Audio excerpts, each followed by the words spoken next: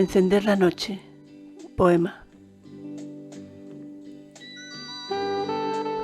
Como un interminable bostezo, la noche de sombras se abre ante mí, con la parsimonia de luces lentas que apenas alumbran.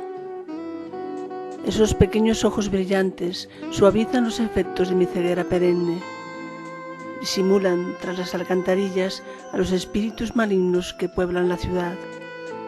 Avivan la pasión, me convierten en un ser extraordinario, penetrando en el mar de asfalto, con el salvoconducto en la mano que abre el paso para la libertad. El reinado de faros encendidos es efímero, anula la voluntad del ser durante solo unas horas.